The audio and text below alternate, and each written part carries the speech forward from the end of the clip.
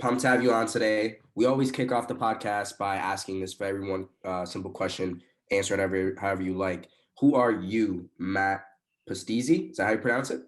Pustizzi, but Pustizzi. it works Okay. either way. Okay, yeah. So Yeah. who are you, Matt Pustizzi, today? So today, I think the best way to describe myself, 24-year-old skier in New England.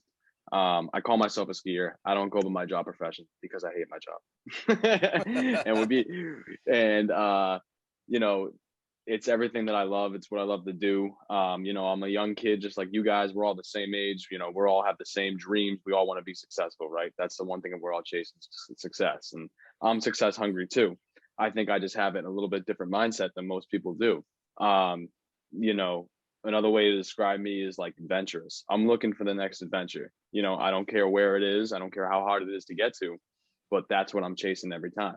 And I think that, when you go and you put yourself in other scenarios and you become adventurous like that as a whole, it really just gets your mind going. It makes you think, what's coming up next? Tom Brady always says the next one, and that's what I'm looking for. I'm looking for the next one every time. So, I'm inspirational, I'm creative, and I'm just kind of like a free spirit. Again, success driven, but, trying to find it in a free spirit and unconventional way. We'll say it like that. I like that. He said, who's Matt today? He's a success driven. I like that. That's dope, man. Just quickly, like, how'd you come up with the name and the idea for PowTown? So give a little into background of what you do and how'd you come up with the idea for that? Because I'm interested. I see you got the shirt right there.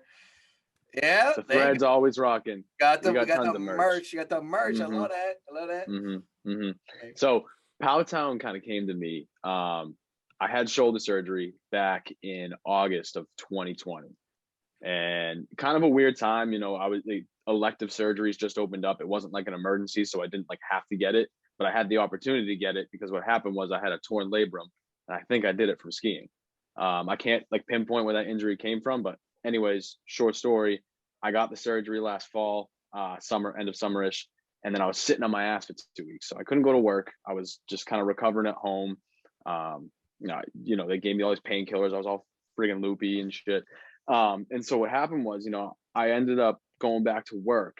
And when I went back to work, I was like, damn, this kind of sucks. I was like, I had these 2 weeks off to kind of just sit down on the couch. And I was like I said, I was out of it. And I was just kind of thinking to myself. And I just kind of went into this kind of subconscious mode where I was just thinking about everything from outside in. Right. And then I drove home one day and I was like, damn, I think I could really do something with social media. I think that, my personality can adapt to what's going on now and I can have success there. And, that first day back at work after the surgery, I'm in the sling, I'm back at work. I'm trying to catch up. I'm stressed out of my mind. Right. So I'm just mind's rambling. I'm driving home. All of a sudden, PowTown pops in my head. Not even basis, anything like that. Just the name pops in my head. And I say, damn, that's a good name for a ski company. And I had no idea what I was going to do with it. I thought, maybe a clothing brand, maybe a shop name, maybe an account on social media. I had no idea what I was going to do. And then all of a sudden I went back home and I watched all these ski videos, which I always do. I surf YouTube all day long and find ski videos. And anyone out there that looks at YouTube and you search skiing, it will give you 10 days of ski videos. I mean, they are endless on YouTube. And so I'm watching these videos and I still got PowTown in my head. I'm thinking PowTown. It won't go away. It won't go away. And I'm a big person on, your first instinct, right? You walk into a convenience store and you're like, oh, do I play a scratch ticket today? The first one you see, that's the one I get. You know what I mean? Yeah. That's how I go about life. When I have that first instinct, I'm like, I don't question it because that's what I think is what's right. So I try it out at first and I'm like, okay. First instinct that came to my head when I thought of PowTown, I was like, that's the name I got to go with. That's my idea. Now, what do I want to do with it? I'm at home. I'm watching these skate videos in the sling, thinking about the next season, trying to get back to it. All of a sudden, I'm like, I have the personality. I have the mindset. I have the creativity. And I always look at these videos and I'm always critiquing them. And I'm like, I can do this better that way. I can do this better that way. And, that's how it came to me. And I was like, that's it. PowTown has to be video based and it's going to show the lifestyle of skiing because everyone has videos of kids doing tricks and stuff, but no one knows what goes on behind the scenes. Right.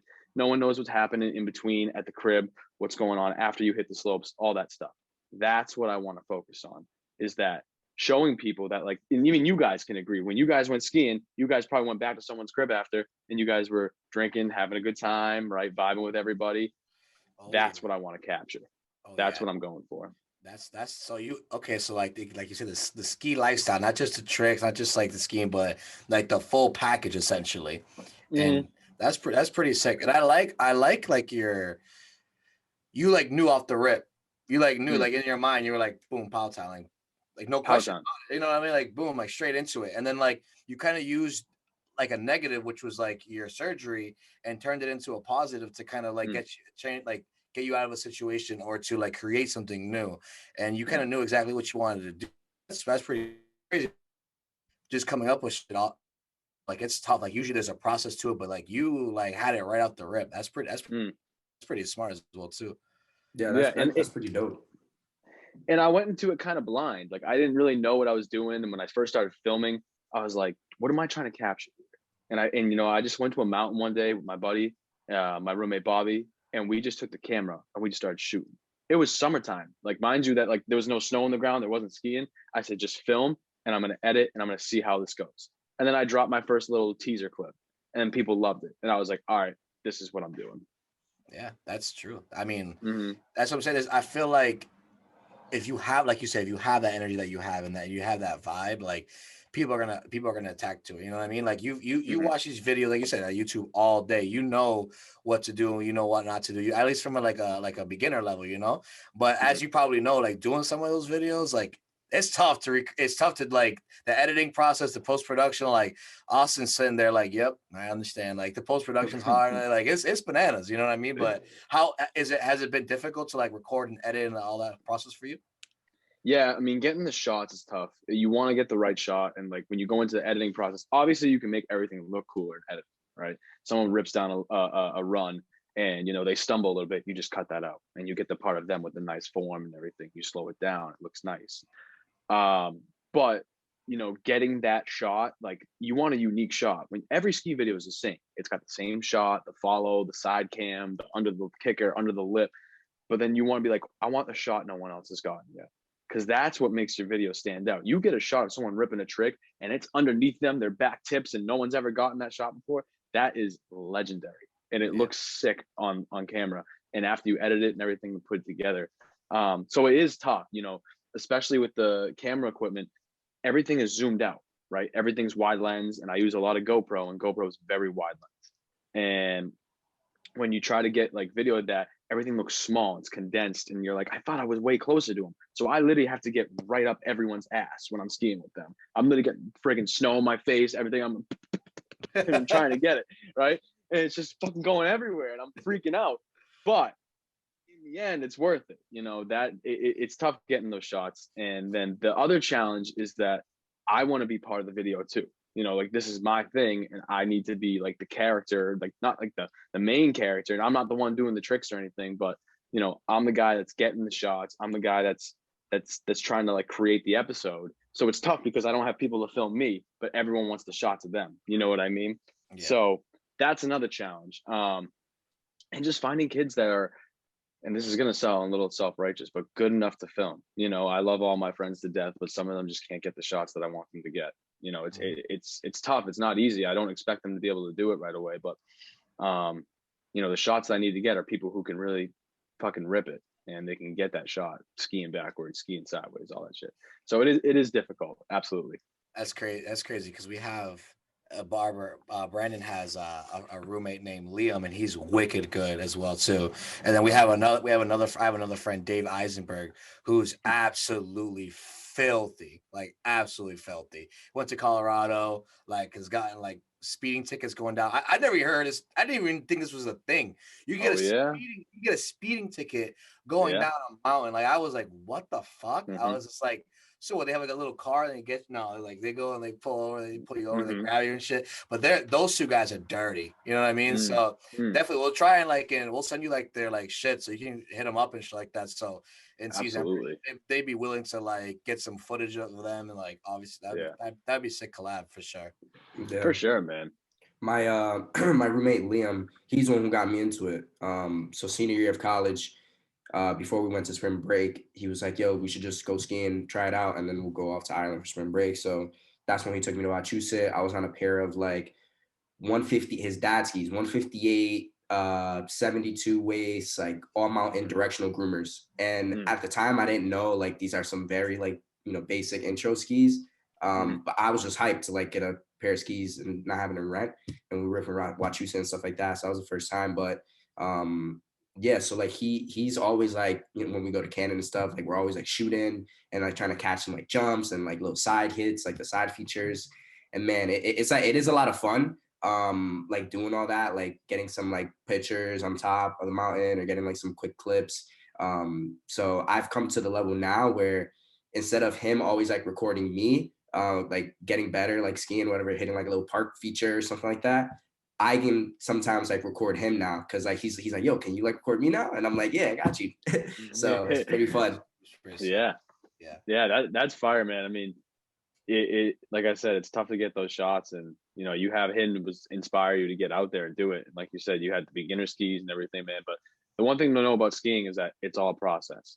It's layers and layers and layers and layers, and eventually, like I said, there's that moment where it clicks. You get a couple of those in your skiing career, and there's one where you go from the greens to the blues. That's a click. You go from the blues to the blacks. That's a click, and then you go black to double black. That's a click. And then there's a moment where you don't feel afraid anything, because that's the biggest thing about skiing is that everybody's afraid.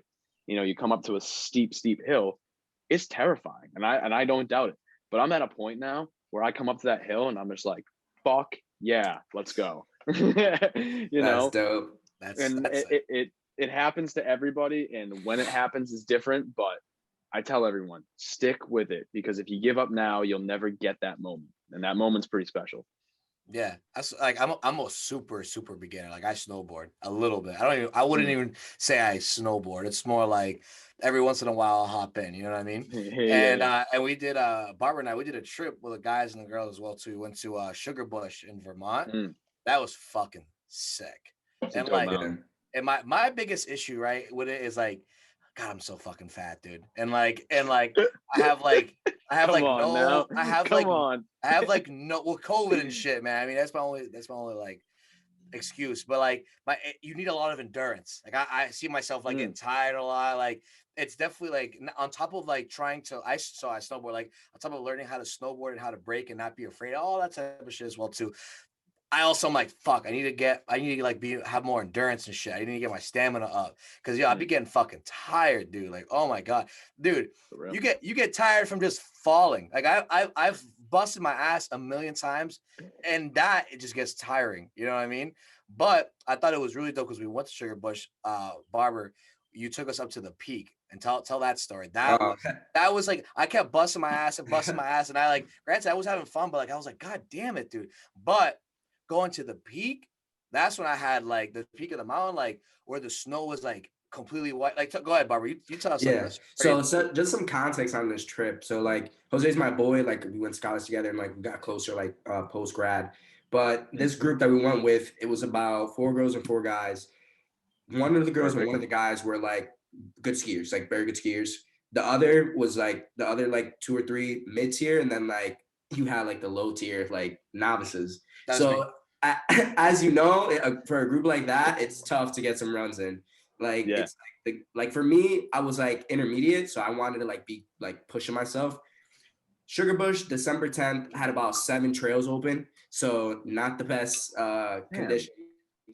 And we didn't even get to hit my. But so the one way down that they had, because there was only 7 trails open, they had one way down, and that one way down was all moguls because people are just like constantly coming down it. So we go the first run up, and these guys have to get their tickets still, and somehow my phone lets me print out the ticket. So I'm like, I'm gonna go hit one by myself because I'm not gonna wait in line for like 30 minutes to print out my ticket. So I go by myself. I'm like, I don't know where the fuck I'm going. I don't know where I'm at, but like I know I'm here and I gotta get down. So I go down once, and then I go down to like the second lift, and there's a long ass line to get to like a second chair lift to go to the top. Massive. So I'm like, okay, like weekends. I'm gonna go to the top.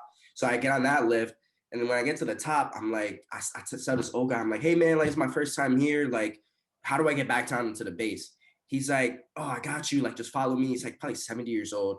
And he's like, okay, we're gonna take Jester and then just stick to the right, and then you're gonna end up at the bottom. So I'm following him. And the top of the peak where Jose's talking about, they have some good windy blues. I've been on Jester before. I know exactly what you're talking about. It's like, dude, like that. It's a back and forth snake. Beautiful. I know that sick. trail. It was fucking sick. Like I can't snowboard for my fucking life, dude. But like that was sick. I could tell the difference immediately from being like at the bottom versus being up here, which I was like honestly like personally like really scared, and like I was just like not like really scared, but more like a little nervous because I'm like, damn, like we're on the ski lift and we're going up. And like it goes from like, oh, I can see behind me to like I can't see behind me anymore. And it's like really fucking like the wind, like snowy up here. Like I was like, what? It's like a completely different mountain. And but you get up to and like you get off the lift and then you look to your left and there's a steep ass mountain. Like I don't think it was a black diamond. And I'm sitting there like, I'm like, I think I'm gonna fall. Like I feel like I'm gonna fall. Like any one wrong mistake, like I'm falling off and I'm fucked. And they had closed it off too, so they didn't want people going through it. So they're trying to like, they're trying to go in the straightaways and just trying to get people to go past it. And eventually we get to this one point, like I said, it's like the snake, it goes like loops around and everything. And I just, as a snowboarder, it just felt so nice to just be like, go down straight, just cut. Yeah, it just felt so nice to get in that rhythm and then just to just go back and like, oh, it felt nice. It felt so sick. So I just want to finish, right? So I'm coming down like from the peak from Jester, and I'm following this old man who's like kind of like going with me so I don't lose him.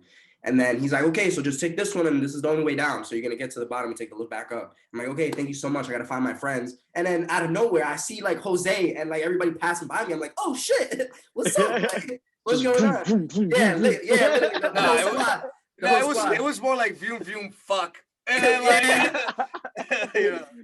So like I'm watching like some of these people like in the group like falling down, like literally just sliding down the mountain. You got Jose on the snowboard like taking a tumble like every few like edge of turns or whatever. Going down. I'm like guys, like you guys just did half the peak. Like once we get back down, let's rip it back up again. At this point, it's like 11:30. Like literally like. First run, like, and it's 11:30. It was packed. It was like no trails, pre-packed. So I'm like, okay, we got to go back one more time. And if you guys want to take a lunch break, take a lunch break. But at least like let me take you to the peak. We get on top on the lift. We go to the midway, and I'm like, okay, we're gonna take a right here. We're not gonna go left. We could take a right, go down to get onto that other lift. And then they look at the line and they're like, oh shit, we gotta wait, blah blah blah. I'm like, yeah, I mean, it's gonna be worth it though, because when you get to the top, it's gonna be like really nice and all that. We were locked in. We couldn't turn around even if we wanted to at this point. Yeah. So I sat there like their Barber, and I was like, you motherfucker. Yeah. They were like kind of they were finessed into it. I kind of finessed them into it. He finessed the shit out of us, and I'm like, granted, this is like my first time skiing like snowboarding in like 5 years. Like I'm like, oh no. I was like, oh no, I'm so fucked. That happens to everybody. I mean, I've done it to a bunch of people before where I'm like, nah, you can do this trail. You're good, man. No, you good. Bro, and they get they get to the top and they're like, motherfucker, why'd you bring me down this shit? And so, I used to feel that way too as a kid. My dad pushed me as a kid. He wanted me to be a good skier. And it's funny because I didn't become a good skier until my freshman year of college. Like I'm pretty recently like new to the sport. My dad always took me when I was younger, and he always pushed me, and he was like, yo, do this trail. And I'm like, oh no, I don't want to do it. Yeah. And I'm like, look at the snowmobiles. I'm like, tell him to stop, take me down. He's like, no, fucking do it. And he used to just push me. And I used to think, man, my dad's a fucking asshole. But like at the same time, I was like, no, he just wanted me to get it. And the second is like, once you dive into it, you get it. You know what I mean? So it is scary, and that story is so relatable because I've seen it happen so many times. But the thing is that if you're always scared, you're never going to take the risk. You know what I mean? So it's tough. I mean, skiing is a dangerous sport and it's very scary. But no, that's so relatable, man. That happens all the time.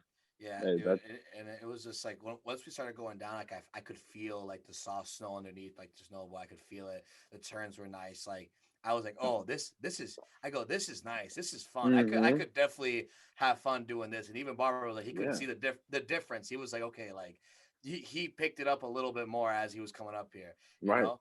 But that Right. that was fun. That made me want to do it again. Granted, I got to the bottom and I was still absolutely fucking tired. And we just like I was like, I'm done. Like, okay, I'm good. We got food and shit like that. But like that was sick. It made me want to go Yeah. on it again and try it again. Yeah. Yeah. That I mean that it's addicting, man. You get to the bottom and you're like, damn, I'm tired, but let's get back. One You more get a run. night, One more run. Yeah. one more run. It's always one more until they cut you off. But you know, it's tough, man. It's a gritty sport, and you gotta be ready to push through it. Yeah. It's not easy. One quick question, Matt. In terms of like for Jose, because obviously he snowboards, I started off skiing. In terms of like beginners, like if they had to choose one, which one would be easier to start off as a beginner, snowboarding or skiing? Skiing, 100%. It's no question. Snowboarding is much harder to pick up. It's a completely different motion. And the thing is with skiing is that you're in way more control, right? Snowboarding is all about balance. And think about it like a skateboard. Think about how much balance is required on a skateboard, right? You got 2 feet on the board. You kind of need to keep both feet on it at all times, unless you're doing like a trick or something like that, unless you got momentum. But like skiing, your 2 boots in place, your 2 feet, and you're in control. That's the biggest thing is control. And that's what makes snowboarding a lot harder is that you're on one plank and your 2 feet are locked in. Like you can't move those. You can't turn your ankles at all in any direction. It's all balanced, leaning back and forth. Skiing is very easy to pick up. But here's the thing. When you get better at skiing, it becomes much harder to master. And it becomes very hard to get like that form down and get the tricks down. Snowboarding, once you pick it up, it's like it kind of opens up a whole new door for you. Once you can get like the comfortability, or if that's a word, I don't even know if that's a word today. It's a word. It's a word today. I like that. To get the comfortability of being able to get that balance and find that like middle ground, it opens up so many doors for you. And doing tricks on snowboards are much easier. Again, it's all balancing, and your snowboard takes up so much more surface area rather than skis. Because when you do tricks on skis, you got to land perfectly on both of them. And if one strays out to the side, you're gonna do a fucking split down the mountain. Yeah. So fuck you, Barber. Fuck you, bro. Get on a pair of skis, bro. do whatever makes you happy. Like do whatever you feel comfortable with. And some people are like, nah, I don't fuck with skiing. I fuck with snowboarding. I want to do that. Go do that. Like, you know what? That's the thing. And it's all about just like being consistent and keep going. Because if you're switching back and forth, no, I feel like skiing today. No, I feel like snowboarding, and you're not like that good at either of them, then it's gonna be tough for you to really get it down. You know what I mean? So definitely find your niche and like stick with it. Yeah. I definitely did enjoy snowboarding a lot. I want to keep going. But I knew it was like I felt like it was harder, dude. I was sitting there like, yo, this is fucking tough, man. But overall, I want to stick with it. I do want to keep going. I want to buy my own like shit and get after it for more. I mean, this is definitely inspiring me to do that. So I appreciate it for sure. Absolutely, man. Yeah. Go ahead, Bar. What else you got? Yeah. So big debate in the skiing world. I'm sure you know, East Coast versus like Midwest/West Coast. Like, what do you got? In terms of like skiing, like the experience, obviously nothing compares to the West. I mean, this mountain right here that you can see, that's Breckenridge, Colorado. It's bigger than any mountain I have on my wall here. Like the snow they get out there is perfect. It's perfect. It's fluffy. It's soft, but it's fast. And it is everything that you ever dream of. You get like these couple days out here in New England where you're like, damn, it's really nice today. Imagine that every day. That's what out West is like. Damn. Out here in the East, it's fucking hard to ski out here. And that's the cool thing though. And that's what I like about the East Coast is that I'm an East Coast skier. And East Coast skiers are better than West Coast skiers. It's not like what you think. Like you're like, oh, there's these giant rocky mountains and it's got to be tough. East Coast skiers can outperform West Coast skiers. No problem. And the reason being is that it gets so cold and it rains sometimes here in the winter and it gets icy as hell. And you guys have probably realized it's the Sugar Bush. Like they didn't have a lot open, so obviously they didn't have a lot of snow coverage. It was probably icy as shit in some spots, right? Oh yeah. Right. So like you hit those ice patches, and I honestly say this every day, and I hope to God, you know, I pray to God every day, but I hope to God ice doesn't kill me one day because it is so dangerous, especially if you're coming in hot, man. You don't get any traction, and you got to be ready for that. So when I ski out West, I kind of ski with that caution a little bit, but you don't need it. You know, it's kind of a good thing to have growing up on these mountains. So out here, definitely way tough. What do I like more? I'd say out West. Obviously, I love out West.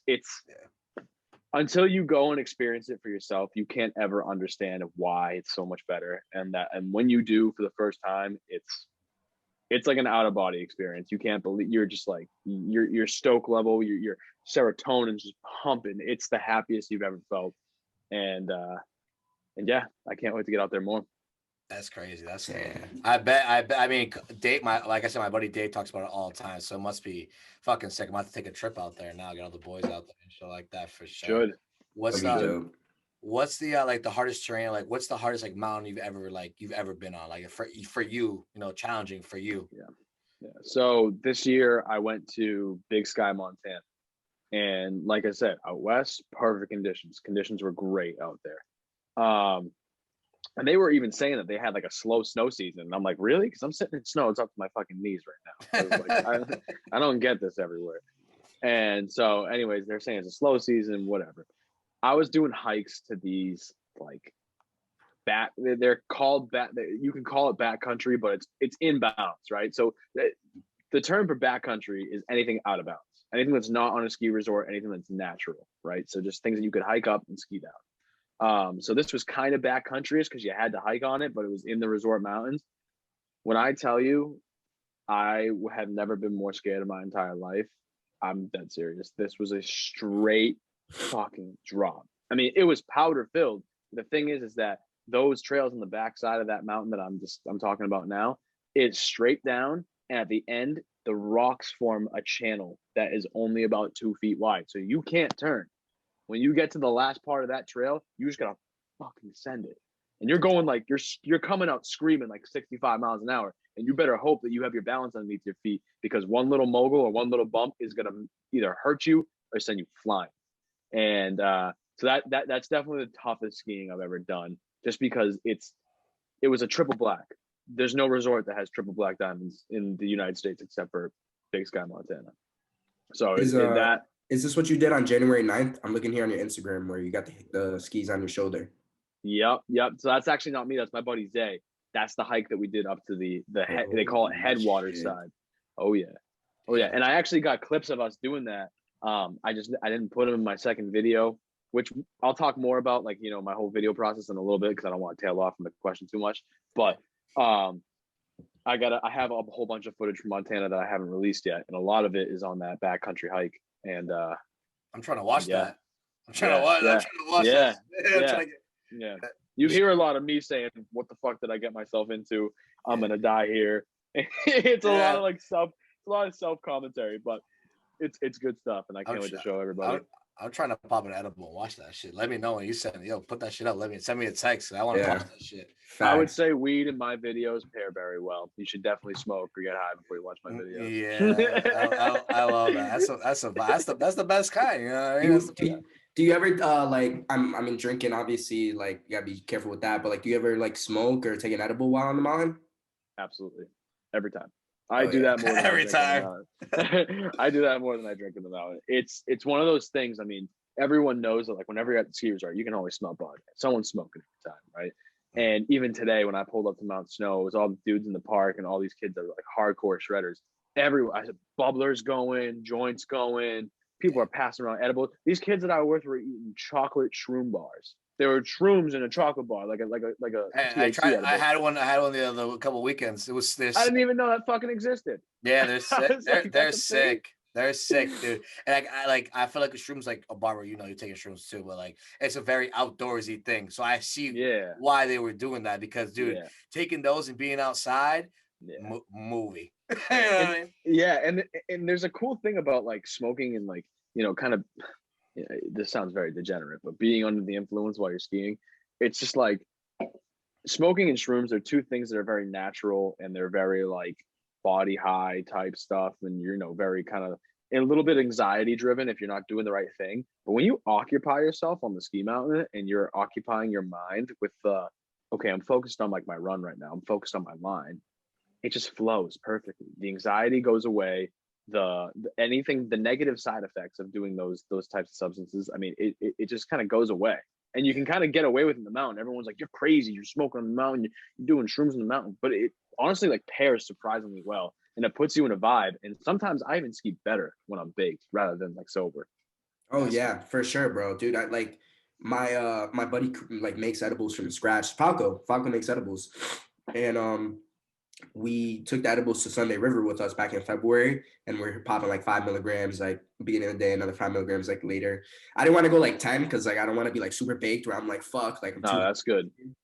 Mm-hmm. And it literally like the way Dave told me to ski was like picture yourself as a pendulum in a way, like the top, like let's say like from your torso up, like you got to stay straight, but everything below your torso could like, you know, like wiggle like that.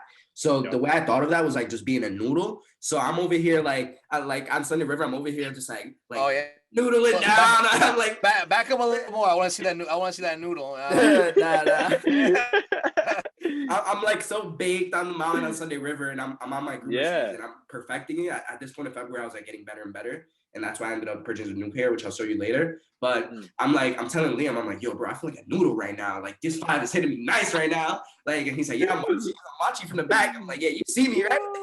Yo, classic, bro. I mean, that's and what I always tell people when I try to teach them how to ski is like, yeah, like that, very true. Move your bottom part, keep your top part straight, but like watch the people that are blowing by you. That's what I did. I used to just go at the mountain and I watched and I was like, okay, I see the way their legs are moving. Now I got to emulate that. I got to do exactly what they're doing so that I can get to that level. And that's how I got, you know, to the skill level that I'm at. Granted, I went all the time and my college was so close to the mountains, but watching people and just looking at them and watching the way their bodies move, that was the part that got it. And yeah, and it's like when you smoke, like, you know how when you listen to like a song and like you hear it when you're baked and you're like just, your body's moving to it. That's the same thing with skiing. It's the same thing with skiing. Your body just gets that groove and you're just moving, you're kind of locked in. So very similar, but yeah, they pair very well. Oh, no, I feel like, I mean, I was, like I said, just real quick, like the fireball definitely gave me some more confidence. It gave me like a boost. Yeah, that's where the boost comes in handy. Like I was like, it was a boost. I want to get to a level. I won't like me pop like a 5-10 milligram and then feel comfortable doing it, you know. But one day. Even me, I popped a 10 milligram out in Colorado and I was kind of bugging a little bit. But after the little 10-minute peak that I had, I was chilling the rest of the time. Bro, it was so funny. We're at Sunday River, we're popping the edibles. I'm on the fucking chairlift, and out of nowhere, I just think about John Locke. You know who John Locke is? John Locke, like that John sounds Locke. Familiar. Yeah, he wrote the Treaty of Government, like the. Yeah. I was gonna say he's like some historical character or something. Yeah, the social contract, the Treaty of Government, and for some reason I think we were talking about politics, so that's why he came into my head. And everybody's they're talking about like taxes and like, oh, I don't want to pay mad taxes and like all this bullshit. I'm thinking about John Locke over here. I'm like, well, the social contract says that we come together as people in a society and we agree to put money towards like roads, bridges. And I'm over here like thinking about some stupid shit. And my boy Liam was like, yo, you good over there? I'm like, yeah, I'm sorry. You ever heard of John Locke before? He's like, what the fuck are you smoking right now? Like, that's that chairlift talk. That's what I'm saying. That would be me, and it'd be like a 50 milligram edible, and I'd be fucked. Like you know what I mean? Like I'd be completely fucked. I mean, if you're taking 50 milligrams in the mountain, you better be in for a ride, bro. That's a lot. I don't fuck with that shit. That's a mental ride and a physical ride. Yeah, for sure. I mean, the most I've ever popped on a mountain is probably 25, and I'll never forget this day. Me and my roommate Steve, we went up to Wildcat, and Wildcat is up there. Wildcat's actually that mountain right there, right behind me, this little lower one.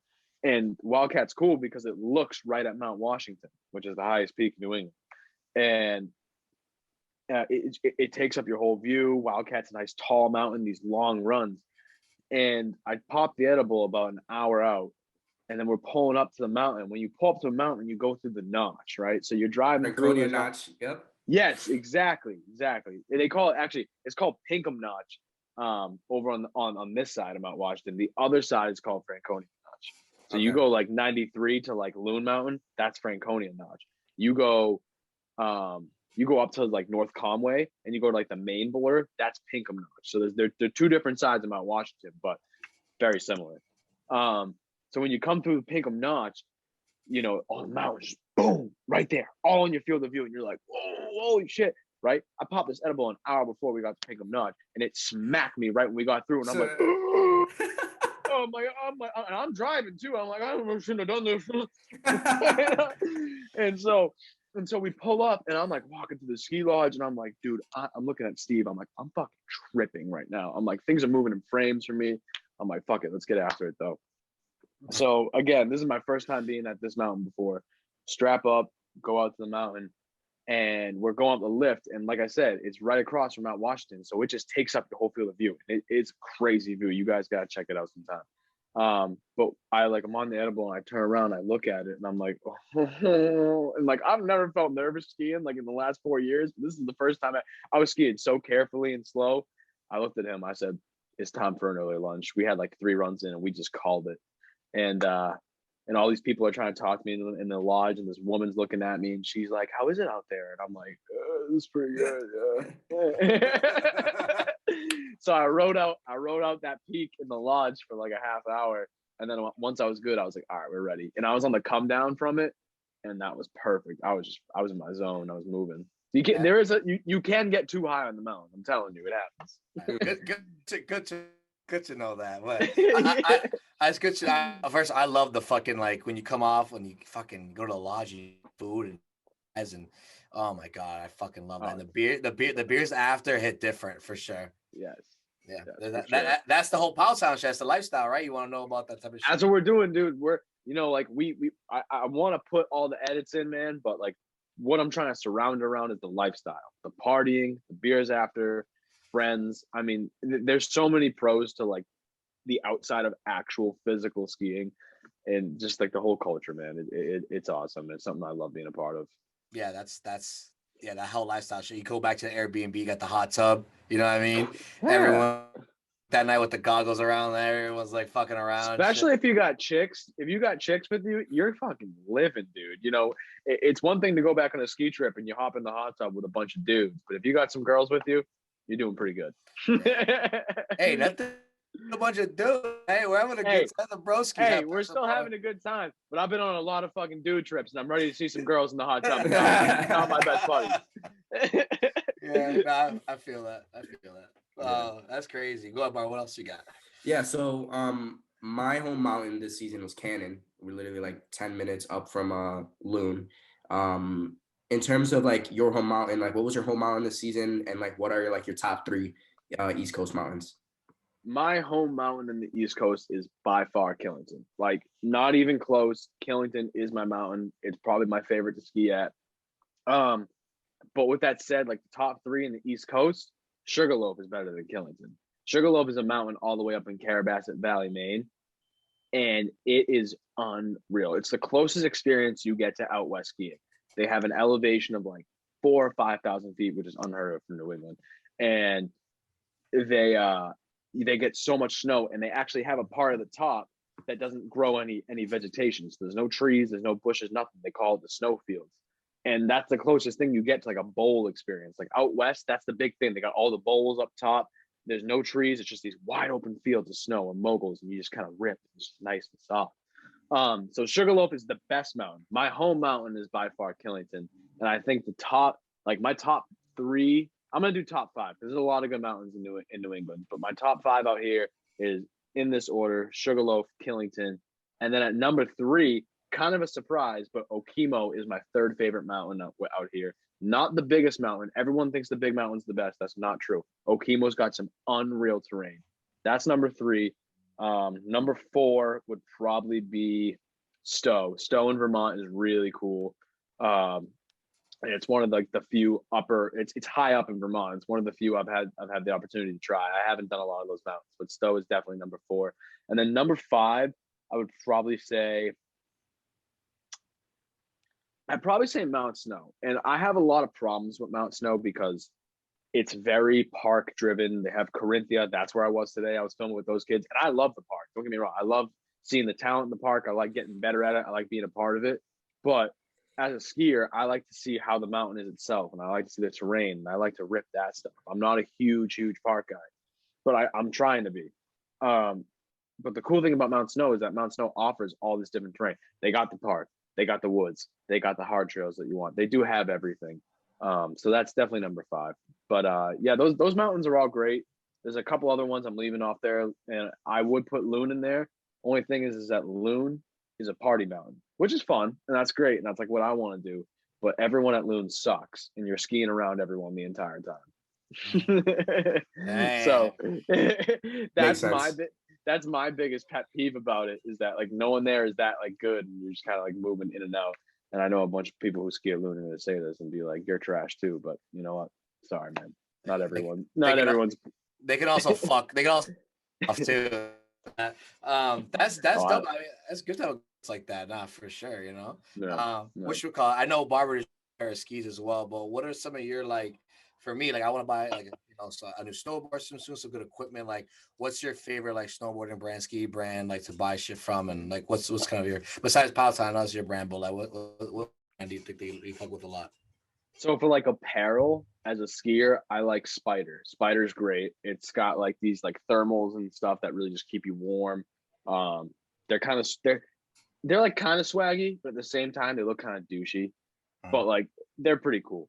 Obviously North Face is the best out of anything. North Face is hands down like it sucks because they're such a big brand and you want to be like go against the norm and everything. Yeah. But no, North Face is hands down the best ski equipment for apparel. But like when you're talking about like ski equipment and the bindings and the hardware and everything, I think Atomic makes the best skis. I think bindings are up in the air. They can be whatever you want. It's about how much money you want to dump into them. Bindings are the most important part of your ski, low key. Everyone's like, oh no, you need like the right ski and stuff. The ski is very important, but if you got a crack or shitty binding, you're screwed. You're not going to be able to get anywhere. And then for boots, I love Atomic again. Dalbello is a great brand. Rossignol is just the classic ski brand. I have Rossi boots. I'm not a huge fan. I'm gonna definitely get new boots next winter, but those are the top three. And then another, like just to name another good hardware brand, Solomon, great stuff. They make great snowboards now. They used to be only skis for a while, and now they make snowboards, and they're fantastic. Damn. So yeah, those are some good brands that we that I like to rip. I think we lost Brandon for a little bit. Yeah, we lost Barber for a second. Yeah. Barber, you good? You there? Yeah, my bad. Damn, you just missed my internet just shit out, so I turned on my hotspot. You just missed his top three brands. His top three brands he went through right now. No, I caught that. I think where I left off was talking about like Loon and how it's a party mountain and everybody sucks there. No, he no. He after that he talked about his top three like brands for apparel was like North Face, and then he's got like the top like the binding like with the type of hardware brand he was talking about too. That was pretty lit. That's good. I wrote this down because I'm gonna low key like look him up later and like see what I can get. For you, Jose, as a snowboarder, definitely look into like, all right, like Burton's always a classic. Definitely look at Solomon. Solomon's got a great fucking board, and I've seen like a lot of kids that can really rip on a board, and they're all ripping Solomon boards. And then also Arbor. Arbor's a great board brand. Definitely look into that. It's different for skiing and snowboarding. Like skiing, and like I was saying, skiing, it's Atomic, it's Dalbello, it's Faction, it's Black Crow. It's all different. They're all great brands. It's all about what you like, man. You know, everyone's like, oh, like skis are skis. And it's just like, no, it's not true. You ride on a different pair of skis, they're going to ride different than a different pair. Yeah. When you become that involved in the sport, you can really tell the difference. That's true. Barber, which one did you get? Show you got them. You got them right there. Yeah, I mean, I won't show them now. I'll wait till we get to what your setup is, and I'll show you mine. You show me yours, I'll show you mine. But yeah, that's dope. So, question for me: have you ever skied backcountry? So, like that stuff I did in Montana that we were talking about earlier, that's probably the closest I've ever gotten to like some backcountry type style because you had to hike to it and no one touched it yet. Like you got the first line. I have like skied a couple little hills that like I've hiked up, but I've never gone like on a full backcountry trip. And I'm actually going to be doing my first backcountry full line, full rip in 2 or 3 weeks or so. Me and my buddies are going to do Tuckerman's Ravine, and that's some true backcountry hiking and ripping because that ain't a resort. That's ski at your own risk. So I'm excited to do that. It's very dangerous. So you got to pre-plan a lot. That's so funny that you say that because like I was talking to my roommate. My roommate has a couple buddies that are just field skiing and that do backcountry at Tuckerman's. And I like back in March when I was like looking into new skis and stuff, I was like looking at backcountry videos like Tuckerman's and stuff. Mm-hmm. And I texted my roommate's boy Jack Bouchard. He's really talented surfer and skier, and he does backcountry at Tuckerman's. And I was like, yo, like I want to do Tuckerman's with you next season. And he just laughed at me. He was like, yeah, okay. I mean, the setup, like, what's the setup like for that? What type of things do you need for that? Tuckerman's is actually one you can get away with like the most basic shit, right? So like you see people that will like, you ever like go snowboarding or skiing, you see people that are hiking up the trail and they're not taking the lift, they're just like doing that thing and their heel pops up. That's called a touring set. And that's like a whole special binding. You need a special boot for it. And that's usually how you get up to the backcountry. Tuckerman's is special, and that's what makes it so cool, is that anyone can really access it. All you got to do is be able to strap your skis or your board to your back, because it's about like a 2-hour hike in from the base of the mountain. But for like getting up to like the top of the ravine and skiing down it, you can just do it in regular hiking boots. Just be ready to hike up something that's that steep. Damn. Jesus, that shit gets me nervous, bro. I don't look back. You know what I mean? That was a big. Love it. I remember going up the lift and like, like, yo, look back. Barber's like, look back. I'm like, what are you talking about? I'm like, damn, I didn't know we were that high up. Shit, that's crazy, man. I love it. But yeah, what else you got, Barber? What else? Barber got all the good questions. Is he even Vegas? Yeah. So in terms of like season passes, what kind of season passes would you recommend for like New England East Coast skiing? I'll probably get the New England Nitro, honestly. But I also want to possibly renew my Canon season pass for $500. So there's like two big passes that a lot of people get. And there's the Epic Pass and there's the Icon Pass. Epic is owned by Vail Resorts, and they own 50% of the mountains in the world. Icon is owned by a company called Altera Mountain Company, and they own the other 50%. Actually, let's put it this way: 45% and 45%. That's what they own, because there is a small percentage of mountains that aren't bought out by the big companies, and they do their own operations, which is pretty impressive because a lot of them can't afford to do it these days. But most mountains that you ski are owned by a big company, and it's either Epic or Icon. I had the Icon Pass this year. I had the Epic last year. If you're going to go out west, or if you're going to ski more than 5 times a year, get an Epic or an Icon, because it gets out the out west mountains. It covers all that. And it gives you like access to like 8 mountains. So it's fucking sick. You can go to a different mountain every weekend, right? Or like, and like sometimes New Hampshire will get snow, Vermont won't. Sometimes Vermont will get snow and New Hampshire doesn't. So you can really kind of go around New England and go to the places that are going to have the best conditions. I like the mountains that are on the Icon Pass better. If you're just going to stick with like New England skiing and you don't want to go out west at all, then definitely get the Nitro. The Nitro's a sick pass to have around here. Sugarloaf, Sunday River, Loon, some of the best mountains in New England. And they weren't my top 5, but just because they're not my top 5 doesn't mean they're not good mountains. New England's got plenty of good mountains, and we're pretty lucky. Like everyone's like, oh, like New England skiing, it's not as good as out west. But like there's other skiing in like, I don't know. They have skiing in like West Virginia, and like their skiing sucks. Like it's not good. Like it's not good. So like you got to be a little bit grateful for like what you have available to you. Out here, if you're going to ski in New England, get the Nitro. If you plan on skiing in New England and going out west for a trip in the winter, get the Epic or the Icon. Okay, that's pretty straight. That's pretty straight. I'm taking all these mental notes because I want to start getting into it more. And it's good. It's also good to hear. Like I feel like another person's opinion and like an expert's opinion on it and shit like that as well too. I feel like clearly know a fucking shit ton, obviously. But like for me, who's like a beginner, I'm like, whoa, all this information is crazy. For sure, man. I mean, like even like off this, always shoot me text. I can always help you guys out. I got tons of information stored in here. I do smoke a lot of weed, so I forget it sometimes, but I write shit down. I got it. Yeah, I really want to see your backcountry, like that crazy shit that you were talking about earlier. I want to see that video for sure. Damn, that's crazy. So I was gonna say, what has been your hardest fall, like the biggest, like, or you seen, you heard, or maybe experienced yourself? Obviously, I know your arm got all fucked up and everything, but like, it's just, what has been the craziest, like either fall or story that the entire skiing experience or snowboarding experience? My worst fall was one where I thought I was going to die. I mean, skiing is a dangerous sport, and it really can be one fall that kills you.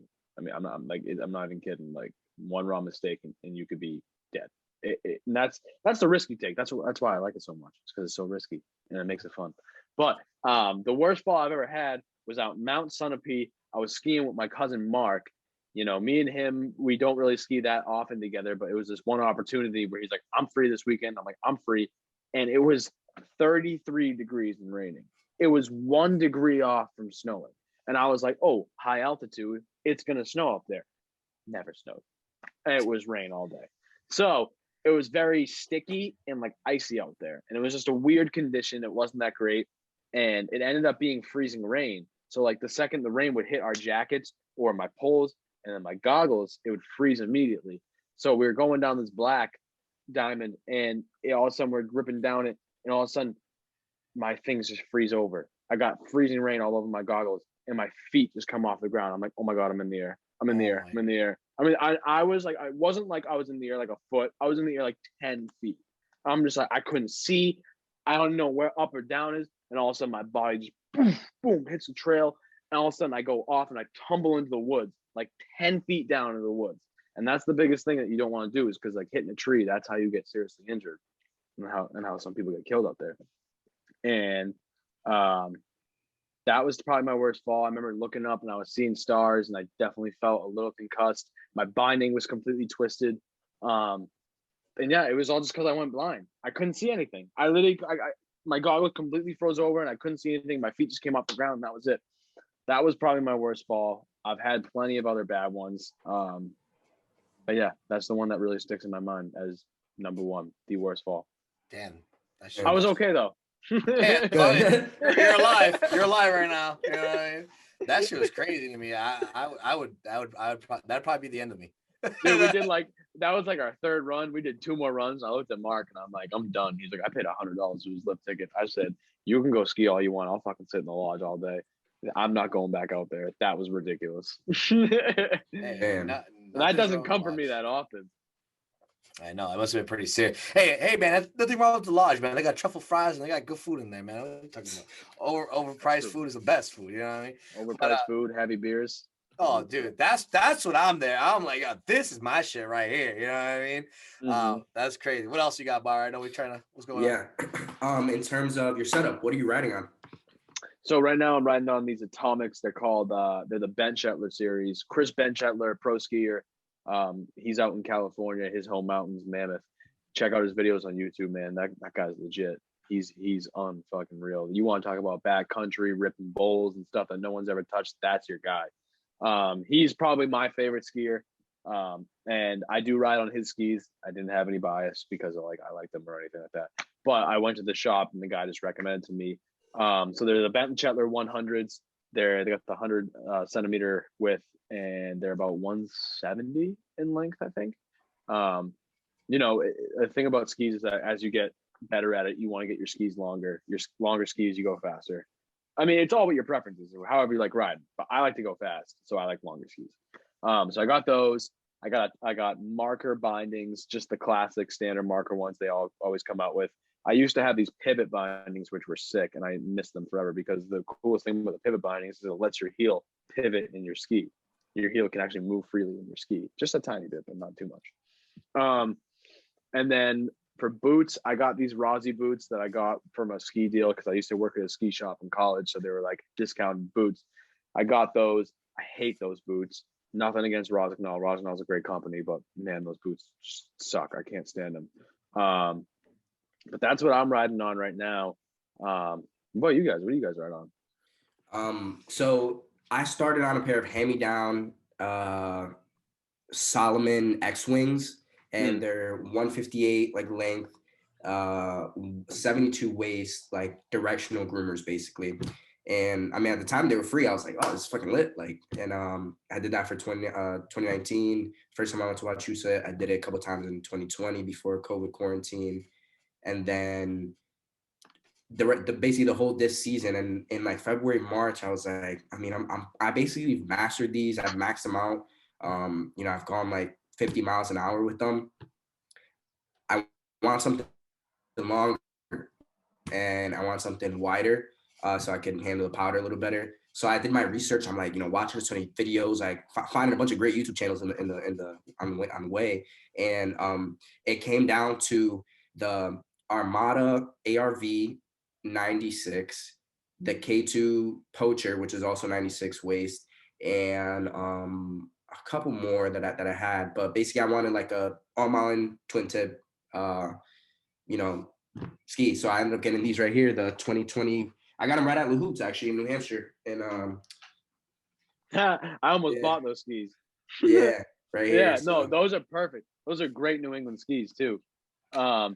Armada is a great ski brand. You know, I should have brought them up too. They make great skis. What do you got? What do you got for bindings? I don't know what these are, honestly. They look like markers. Yeah, I mean, what's the brand name? They say Tyrol something on it. Mm-hmm. I'm not sure, but yeah. I mean, look, a track. Like, yeah, A-track. I don't think I've ever heard of that. Yeah, What's I don't know. They probably are markers, honestly. The biggest thing about your ski setup is what your din setting is at. So can you tell me where the line's at? I'm at intermediate. I think it's at like at a 5. Yeah. So the higher you go in your din setting, the tighter your bindings will be. When you're like a beginning skier, you want to be very loose so that if you fall, you pop right out. Because if you're falling at a beginner pace, you're going very slow. You want to pop out. You want to fall, have a nice graceful fall. When you get your din setting tuned up, you're not going to pop out of your bindings. So you better not fall, or your ACL is going out the window. Yeah. What about you, Jose? I'm keeping 100 with you guys. Like if you held a gun to my head, I couldn't tell you. You know what I mean? but I'm taking down these mental notes, man, because you guys are speaking like another language to me right now. It's just crazy. So the average person who's listening to this podcast right now doesn't know anything about skis. I feel you.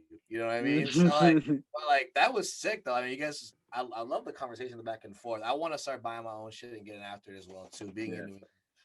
But dude, that's fucking crazy. I wish you know what? I'm gonna go find out what the fuck I got. Well, whatever I use, and then I'm gonna take a picture or get the name and I'll send it over to you. Dude, go to a shop and talk to any one of the employees that work there, and you'll get the whole rundown of how everything works. Those guys are so knowledgeable; they know everything. I mean, that's how I learned everything about the skis. Is like I worked in the shop and I got used to like selling. I had to sell skis to people based on what they were looking for. So if you go to a shop, you'll pick up on all the brands, everything like that.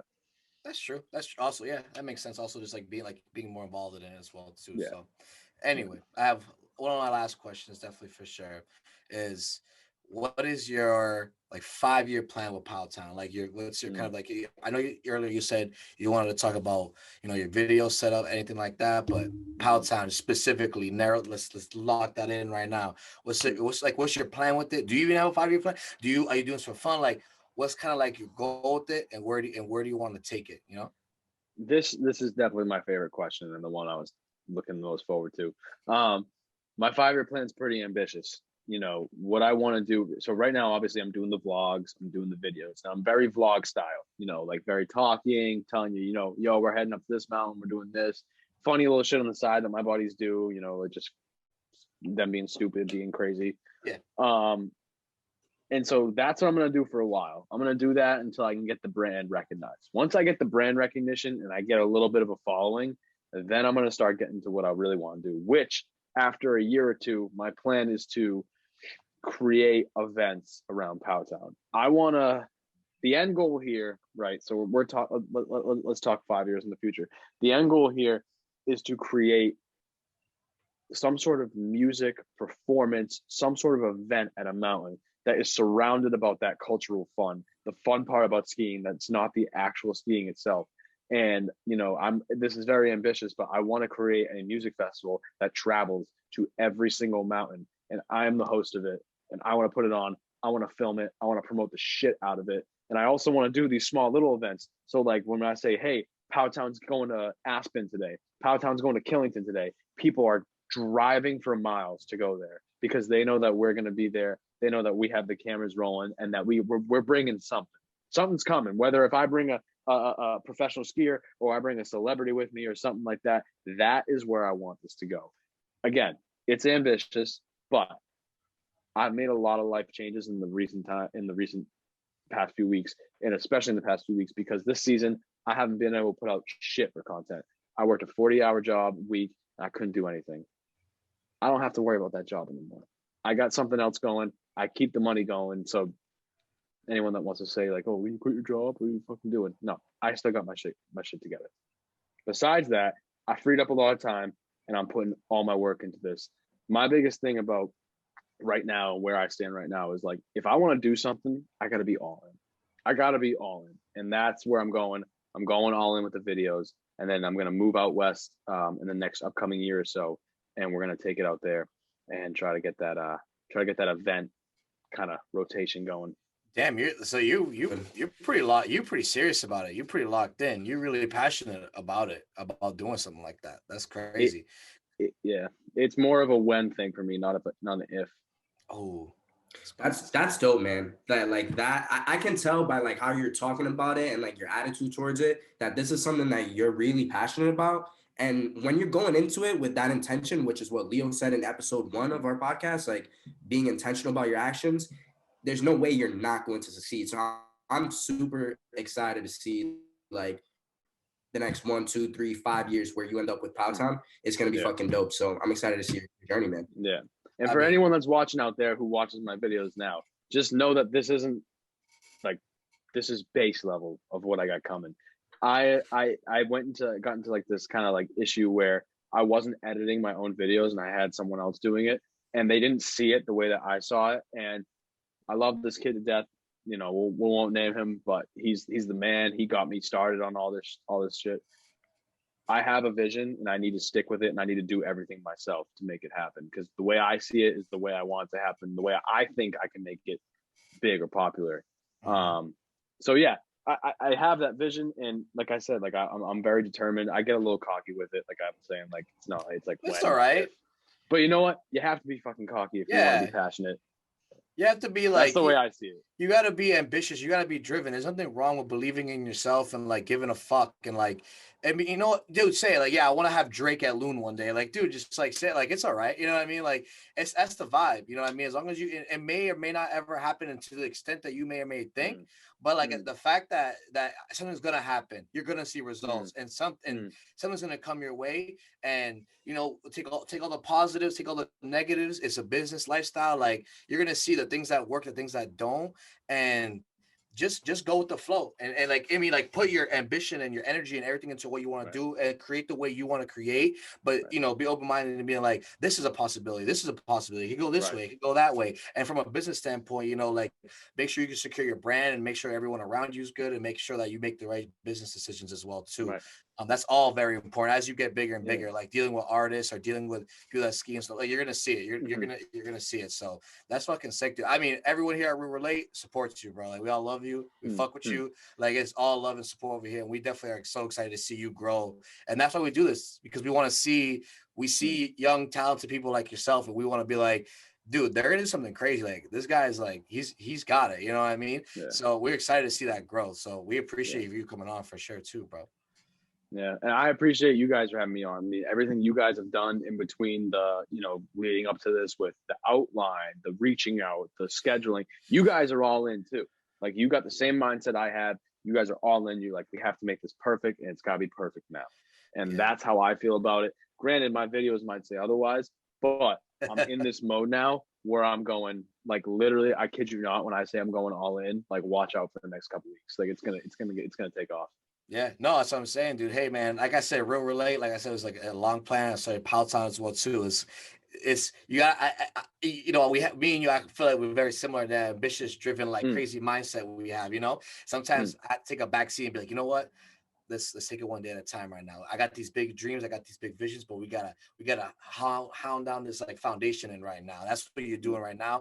And every week I feel like when you start off when you're a new content creator, it's like boom, new shit, yo, new enticing shit. But like, yo, that's how you keep it fresh as well too. You know, people, that's how you gotta do it.